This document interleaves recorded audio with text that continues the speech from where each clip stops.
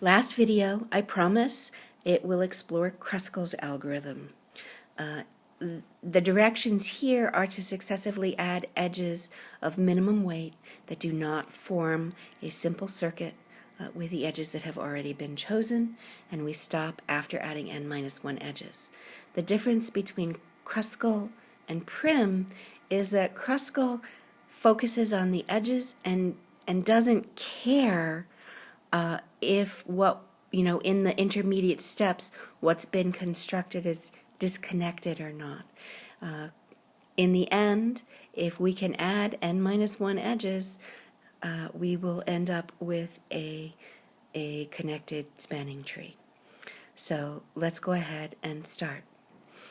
In this particular problem, we have several edges of weight 1, and those are the ones we'll start by processing. None of them actually create a cycle, so in fact we can add all the edges of weight 1 in any order we choose. So let's start with CM, followed by MN, followed by NR, OQ, and PE. I believe that's all the edges of weight 1. So now we can go ahead and process the edges of weight 2 and add them as long as they do not create a circuit. Notice at this point we have 3 connected components. There's one with 3 edges, and then a second with a single edge, and a third with a single edge. Now we can consider the edges of weight 2. Let's first add LR, that's of weight 2. Then we can add KR, also of weight 2. What's next? Then we got OP, which, notice what that did was it decreased the number of components we had by joining 2 of my components together. So we added OP. Are there any other edges of weight 2? Oh, yes, we still have some DP and FG. Neither of those will create a cycle, so they can be added. So first let's do DP, and second let's add FG. Now I do not see any more edges of weight 3. We need to process, and I don't see any more edges of weight 2. We can need to process the edges of weight 3. Now things are going to get a little bit more interesting. So you can sort of start by looking at the edges of weight 3.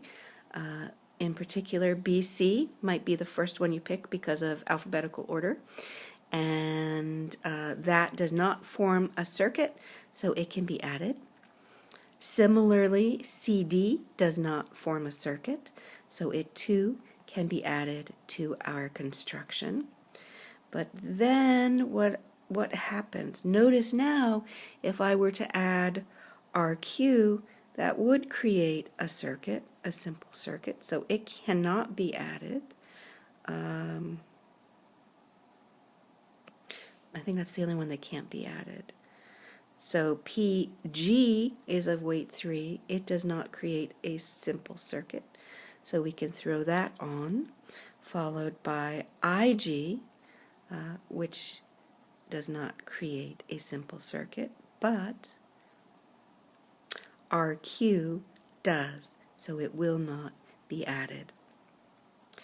Looking at the edges of weight 4, let's see what we can do. AB is an edge of weight 4 that can be added without creating a circuit. Notice that BL and LM do create circuits. DO